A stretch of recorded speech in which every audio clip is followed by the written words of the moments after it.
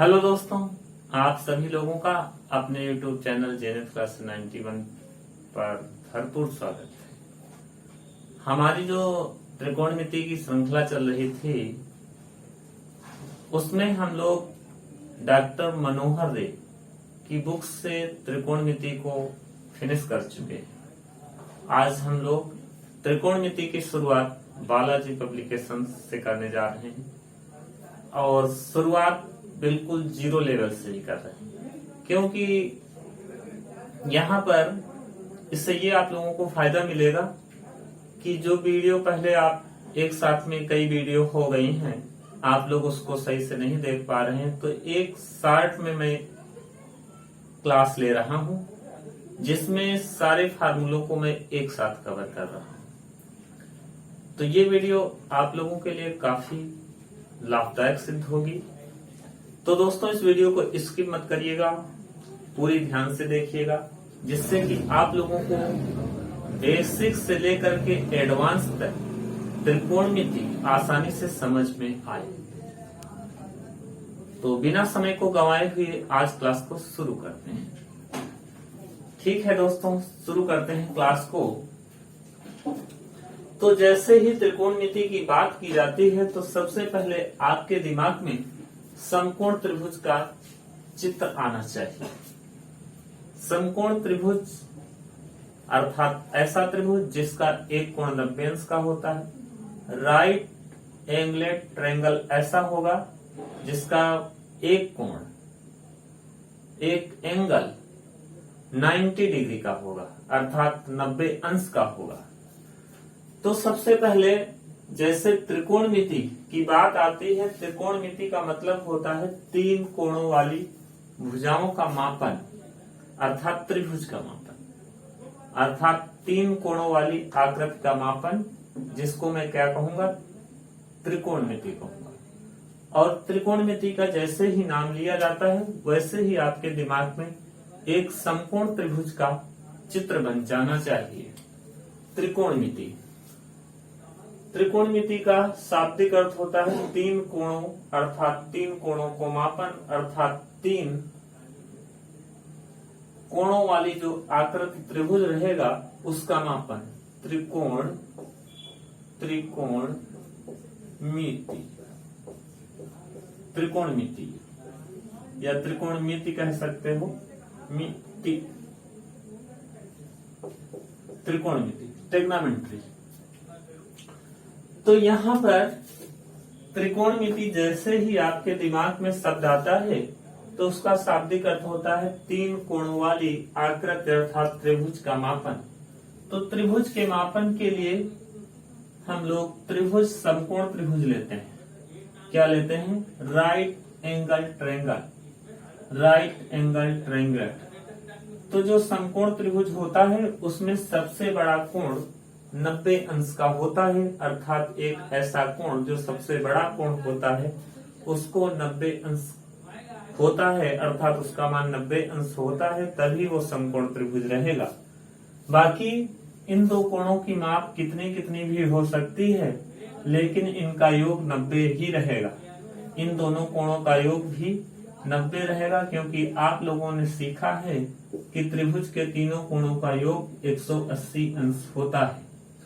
तो ए और सी की माप अलग अलग कुछ भी रहे, लेकिन ए और सी का योग 90 होगा गारंटी के साथ। और कोण भी हम 90 लेंगे तभी ये समकोण त्रिभुज रहेगा। तो समकोण त्रिभुज में सबसे बड़ा कोण जो 90 अंश का होता है उसके सामने की भुजा सबसे बड़ी होती है, जिसको मैं कर्ण कहूंगा। इंग्लिश मीडियम में हाइपोटेनस कहा जाएगा और हिंदी में मैं कर्ण बोलता हूं इसको। जहां पर मैं थीटा मानूंगा उसके सामने वाली भुजा परपेंडिकुलर रहेगी, जिसको मैं हिंदी में लंब, इंग्लिश में पी लिखेंगे। और जो शेष भुजा बचेगी हमारी, जिस पे थीटा माना जाएगा, जो शेष भुजा नीचे बचेगी उसको मैं बेस कहूंगा।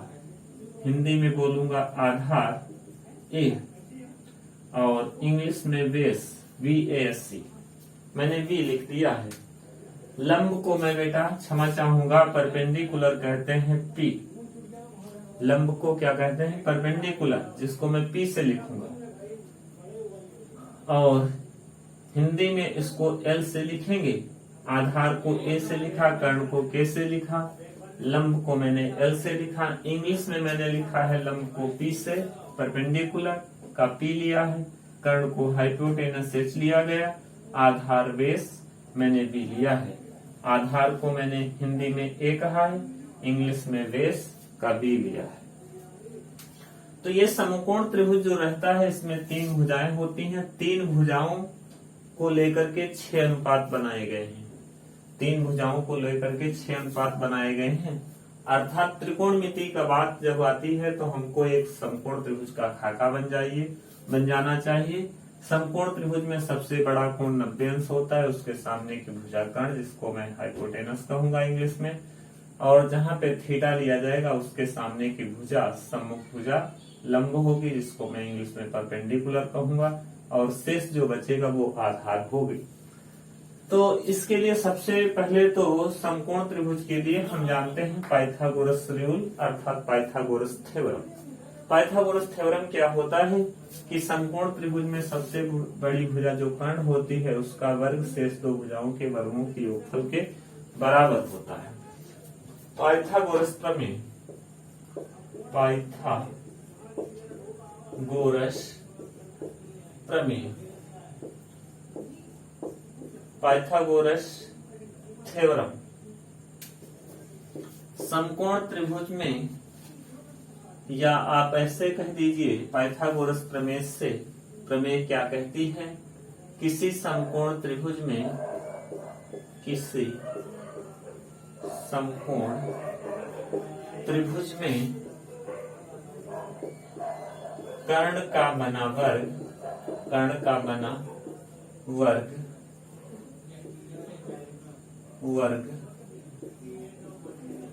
कर्ण का बना वर्ग शेष भुजाओं के, शेष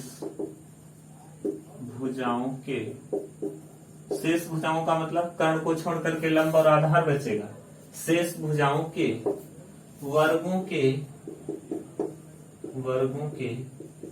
योगफल, क्षमा चाहूंगा, योगफल अर्थात किसी समकोण त्रिभुज में कर्ण का बना वर्ग शेष भुजाओं के वर्गों के योगफल के बराबर होता है,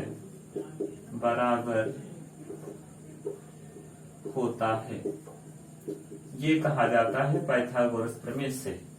तो क्या कहा गया है कि किसी समकोण त्रिभुज में कर्ण का बना वर्ग शेष भुजाओं के वर्गों के योगफल के बराबर होता है। अर्थात मैं कहता हूं कर्ण स्क्वायर का मान जो होगा वो लंब स्क्वायर प्लस आधार स्क्वायर के बराबर होता है। कर्ण स्क्वायर बराबर अर्थात कर्ण का स्क्वायर बराबर, इंग्लिश मीडियम में कहूं तो hypotenuse square equal to perpendicular square plus base square. या जब मैं हाइपोटेनस इक्वल टू निकालता हूं तो इधर वर्गमूल ले लेता हूं तो h हो जाता है। इधर अलग अलग पदों का स्क्वायर है तो इनका वर्गमूल नहीं निकल पाता है, तो रूट के अंदर लिखे रहते हैं। तो यहाँ पर h बराबर रूट के अंदर P square plus B square हो जाता है। h बराबर रूट के अंदर P square plus B square हो जाता है पाइथागोरस थ्योरम से। तो पाइथागोरस थ्योरम के बाद हम लोग सीखते हैं ट्रिग्नोमेट्रिक रेशियो क्या होता है। ट्रिग्नोमेट्रिक रेशियो के लिए हम लोग जानते हैं कि 3 भुजाओं से 6 अनुपात बनते हैं। उन अनुपातों को हम लोग यहाँ पर आसानी से अभी याद करने वाले हैं। थोड़ा बने रहिए, धैर्य रखिए और सीखने पे ज्यादा जोर दीजिएगा। तो यहाँ पर इसके बाद हम सीखने वाले हैं पाइथागोरस थ्योरम, यहाँ पर सीख चुके हैं। इसके बाद हम लोग सीखेंगे त्रिकोणमिति अनुपात, त्रिकोणमिति अनुपात, त्रिकोणमिति अनुपात। त्रिकोणमिति अनुपात में आप क्या करिएगा, जो 3 भुजाएं हैं हमारी कर्ण, आधार, लंब, इनको मिलाकर के 6 अनुपात बनते हैं। इन 6 अनुपातों को याद करने के लिए हम लाल बटे कक्का एक शब्द का यूज करेंगे, जो आप लोगों को याद दिला देगा कि 6 भुजाओं में कैसे अनुपात रहता है, क्या रहता है। तो 6 त्रिकोणमितीय अनुपात कितने होते हैं? 6 होते हैं। त्रिकोणमितीय अनुपात कितने होते हैं? 6 होते हैं। इसके लिए मैं शब्द कहूंगा लाल, LAL बटे के ए, लाल बटे कक्का, ये शब्द कहूंगा। अब अनुपात होते क्या है, जरा थोड़ा याद करना पड़ेगा। पहले अनुपात को मैं कहता हूं साइन थीटा, दूसरे अनुपात को कॉस थीटा, तीसरे अनुपात को टेन थीटा। टेन का उल्टा कॉट थीटा होता है, कॉस का उल्टा सेक थीटा होता है, साइन का उल्टा कोसेक थीटा होता है। ये सब स्मॉल लेटर में रहते हैं अक्षर। COT लिखा गया है, COT, कॉट थीटा। अब यहाँ पे आप लोगों को समझना है इंग्लिश मीडियम में कैसे लिखा जाएगा। इंग्लिश मीडियम में मैंने संकेत लिखा है, लंब के लिए P, कर्ण के लिए H, हाइपोटेनस होता है, आधार का बेस होता है इसलिए B, और लंब को परपेंडिकुलर कहते हैं। तो इसके लिए हम लोग हिंदी मीडियम के लिए मैंने लिखा लाल बटे कक्का, LAL बटे के, और जो अनुपात होते हैं साइन कास टेन, काट सेक कोसेक। ये कहा जाएगा कि साइन का उल्टा कोसेक होगा, कास का उल्टा सेक होगा, टेन का उल्टा काट होगा। उसी प्रकार इंग्लिश मीडियम में हम लोग लिखेंगे पंडित बद्री प्रसाद, पंडित बद्री प्रसाद बटे हर बोले, पंडित बद्री प्रसाद बटे हर बोले। अब इसमें कैसे याद किया जाएगा, आपने सीख लिया है कि पंडित P, पंडित का P ले लिया गया, बद्री प्रसाद बद्री B ले लिया गया, प्रसाद पंडित बद्री प्रसाद का P, हर बोले। तो यहाँ पर रहता है साइन थीटा, जैसा कि हिंदी मीडियम में देख रहे हैं, यहाँ पे कास थीटा, यहाँ पे टेन थीटा, यहाँ पे कॉट थीटा, यहाँ पे सेक थीटा, बाकी यहाँ पे कोसेक थीटा हो जाता है। तो मैं अब क्या लिख सकता हूँ, जरा देखिएगा। जैसे मैं साइन थीटा बराबर लिखूं तो साइन थीटा बराबर होगा लंब बटे कर्ण, और इसी को आप कह सकते हैं परपेंडिकुलर अपॉन हाइपोटेनस। जैसे मैं लिखूं कॉस थीटा बराबर, तो क्या हो जाएगा आधार बटे कर्ण अर्थात बेस अपॉन हाइपोटेनस। इसी प्रकार से जरा देखिएगा, और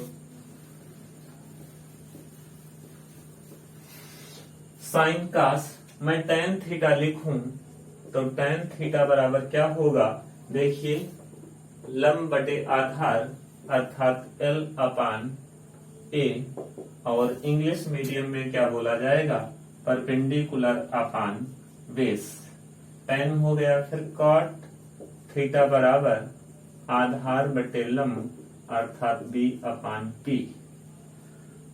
फिर क्या है सेक थीटा, सेक थीटा बराबर क्या होता है, कर्ण बटे आधार अर्थात hypotenuse upon base, hypotenuse upon base. फिर क्या आता है कोसेक थीटा बराबर क्या होगा, कोसेक थीटा बराबर कर्ण बटे लंब अर्थात हाइपोटेनस अपान परपेंडिकुलर। तो ये हो जाएंगे 6 त्रिकोणमितीय अनुपात। साइन थीटा बराबर perpendicular upon hypotenuse, cos theta बराबर base upon hypotenuse, tan theta बराबर perpendicular upon base, cot theta बराबर base upon perpendicular, sec theta बराबर hypotenuse upon base, cosec theta बराबर हाइपोटेनस अपान परपेंडिकुलर। तो ये 6 त्रिकोणमितीय अनुपात होते हैं। जरा एक बार पुनः देख लीजिए। पहला त्रिकोणमितीय अनुपात SIN साइन थीटा, दूसरा कॉस थीटा, तीसरा टेन थीटा, बाकी आप लोग कैसे याद करेंगे? साइन थीटा बराबर लंब बटे कर्ण, साइन थीटा बराबर लंब बटे कर्ण, इधर से पढ़ना है। साइन थीटा का मान लंब बटे कर्ण, कोसेक थीटा बराबर कर्ण अपान हाइपोटेनस, कोसेक थीटा पढ़ना है तो कर्ण अपान लंब पढ़ना है। जैसे सेक थीटा बराबर कर्ण बटे आधार, कॉट थीटा बराबर आधार बटे लंब। आप ऐसे भी देख सकते हैं यहाँ इंग्लिश मीडियम में, tan थीटा बराबर perpendicular upon base, cot theta बराबर base upon perpendicular, cos theta बराबर base upon hypotenuse, sec theta बराबर hypotenuse upon base, cosec theta बराबर hypotenuse upon perpendicular, sine theta बराबर परपेंडिकुलर अपान हाइपोटेनस। ठीक है, ये इतना आप लोगों को याद रखना है। इसके बाद हम लोग क्या सीखेंगे कि जो जिसके उल्टा होता है उसका मान 1 के बराबर गुणा की जाए तो आपस में 1 के बराबर आ जाता है। जरा देखिएगा, जैसे आपने देखा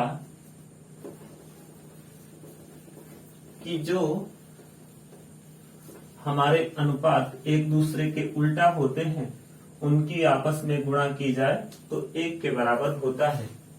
जैसे आपने देखा था साइन का उल्टा कोसेक था, तो साइन थीटा की गुणा यदि कोसेक थीटा से कर दी जाए तो 1 होगा, और कॉस थीटा की गुणा सेक थीटा से कर दी जाए तब भी 1 होगा, टैन थीटा की गुणा कॉट थीटा से कर दी जाए तो 1 होगा। ऐसा क्यों होगा? क्योंकि ये एक दूसरे के उल्टा है। जैसे आपको पता है साइन थीटा बराबर क्या होता है? लंब बटे कर्ण, तो कोसेक थीटा बराबर होता था कर्ण बटे लंब। तो ये दूसरे एक दूसरे की गुणा करेंगे। यदि मैं sine theta into cosec theta लिख दूं तो आप कहोगे साइन थीटा के स्थान पे लंब बटे कर्ण, कोसेक थीटा के स्थान पर कर्ण बटे लंब, लेल से एल कटेगा, के से के कटेगा, 1 आ जाएगा। कहने का मतलब इनवर्स में यदि है साइन का इनवर्स यदि कोसेक है तो साइन और कोसेक की गुणा 1 के बराबर होगी। टैन और काट एक दूसरे के इनवर्स हैं तो टैन और काट की गुणा 1 के बराबर होगी। यदि साइन कोसेक एक दूसरे के इनवर्स हैं तो गुणा उसकी 1 के बराबर होगी। यदि टैन और काट एक दूसरे के उल्टा में है तो इनकी गुणा 1 के बराबर होगी। कास और सेक एक दूसरे के उल्टा में है तो इनकी गुणा 1 के बराबर होगी। इतना भी याद रखिएगा। इसके बाद कुछ सूत्रों को और भी यहाँ पे समझते हैं हम लोग। मैं यहाँ पे ये भी कह सकता हूँ टैन थीटा को रिप्रेजेंट किया जाए तो साइन थीटा बटे कॉस थीटा लिखा जाता है। इसके अपोजिट होता है काट थीटा, तो काट थीटा बराबर हो जाएगा cos theta upon sine theta. क्यों? क्योंकि यहाँ पे टैन है तो साइन थीटा बटे कास आया, तो जब काट करेंगे तो कास ऊपर चला जाएगा, साइन नीचे हो जाएगा। सिंपल बात है। क्षमा चाहूंगा। अब आगे देखिएगा। इसके बाद मैं बात कर लेता हूं त्रिकोणमिति सर्वसमीकाएं। त्रिकोणमिति सर्वसमीकाएं।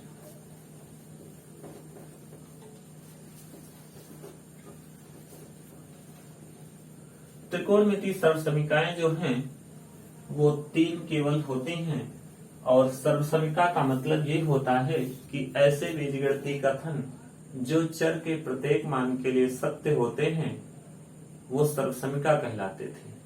लेकिन यहाँ पर बात की जा रही त्रिकोणमिति सर्वसमीका की। केवल मैं बीजगणितीय सर्वसमीका की बात करूं तो ऐसे बीजगणितीय कथन जो चर के प्रत्येक मान के लिए सत्य होते हैं सर्वसमीका कहलाते हैं।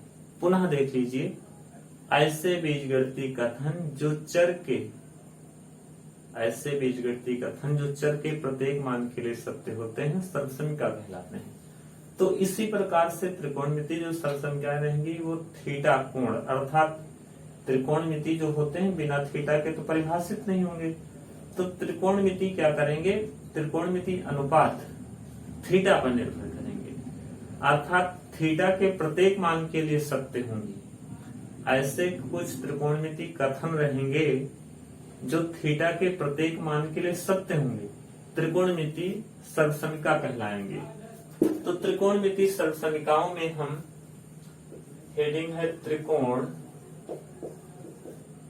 मितीय सर्वसमिकाएं। समिकाएं थोड़ा हमारी आदत है डिटेल में पढ़ाने की, तो क्लास थोड़ा लंबा हो सकता है, थोड़ा धैर्य रखिएगा आप लोग।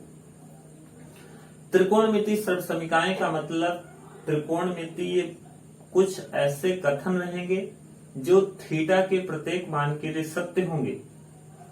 त्रिकोणमिति कुछ ऐसे कथन रहेंगे जो थीटा के प्रत्येक मान के लिए सत्य होंगे, त्रिकोणमितीय सर्वसमिकाएं कहलाएंगी। तो यहाँ पर त्रिकोणमितीय सर्वसमिकाओं में पहली सर्वसमिका है sign square theta plus cos square theta बराबर 1। यहाँ पे थीटा का मान चाहे 45-45 रख लिया जाए, या 60-60 रख दिया जाए, या 70-70 रख लिया जाए, या 0-0 अंश रख दिया जाए, या 120 अंश रख दिया जाए, 570 अंश रख दिया जाए। थीटा के प्रत्येक मान के लिए sign square theta plus cos square theta बराबर 1 ही होगा। ठीक है, तो ये पहली सर्वसमिका है। ये क्या है? पहली सर्वसमिका sine square theta plus cos square theta equal to 1। कहीं पर जरूरत यदि हमको केवल साइन स्क्वायर थीटा की पड़ रही तो 1 माइनस कॉस स्क्वायर थीटा भी लिख सकता हूँ, क्योंकि कॉस स्क्वायर थीटा इधर प्लस में है, उस तरफ जाएगा, 1 की तरफ तो माइनस का चला जाएगा। फिर से एक बार देख लीजिए, क्षमा चाहूंगा कि साइन स्क्वायर थीटा का मान निकालना होगा तो इधर लेफ्ट में कॉस स्क्वायर थीटा प्लस का है, राइट में जाएगा 1 की तरफ तो माइनस का चला जाएगा। फिर मैं यदि कॉस स्क्वायर थीटा का मान निकालना चाहूं तो 1 माइनस साइन स्क्वायर थीटा भी हो जाएगा। इसमें आप लोगों को समझ में आना चाहिए, यदि मैं कॉस स्क्वायर थीटा को इधर ही रोक लेता हूं तो साइन स्क्वायर थीटा की तरफ 1 की तरफ साइन स्क्वायर थीटा को ले जाऊंगा तो माइनस का हो जाएगा। दूसरी जो सर्वसमिका होती है बेटा, वो होती है 1 प्लस tan स्क्वायर थीटा बराबर सेक स्क्वायर थीटा। या आप ऐसे, ये तो हमारी सर्वसमिका है, इसके हम और रूप भी लिख सकते हैं। मान लो tan स्क्वायर थीटा को मैं इधर रखूं तो 1 को ले जाऊंगा सेक स्क्वायर थीटा की तरफ तो माइनस का हो जाएगा। फिर मैं कह सकता हूं कि sec square theta minus tan square theta बराबर 1 भी होगा, क्योंकि इस बार 1 को मैंने इधर ही रोका, tan स्क्वायर थीटा को सेक स्क्वायर थीटा की तरफ ले गए तो माइनस का हो गए। तीसरी जो सर्वसमिका हमारी रहेगी वो होगी 1 प्लस कॉट स्क्वायर थीटा बराबर cosec square theta. 1 plus cot square theta बराबर कोसेक स्क्वायर थीटा। कुल मिलाकर के मैं ये भी कह सकता हूं कि 1 बराबर cosec square theta minus cot square theta. Cosec square theta बराबर 1 बराबर cosec square theta minus cot square theta. या आप ऐसे भी कह सकते थे कि कॉट स्क्वायर थीटा बराबर कोसेक स्क्वायर थीटा माइनस 1। तो इस क्लास में इतना ही रखते हैं, और एक बार सब समीकरणों को अच्छे से आप लोगों को नोट कर लेना है और इनको याद कर लेना है, क्योंकि इनको याद नहीं करेंगे तो त्रिकोणमिति के सवाल हल करना संभव नहीं है। तो ठीक है, उम्मीद करते हैं आप लोगों को ये बातें आसानी से समझ में आई होंगी। Thank you for watching, best of luck.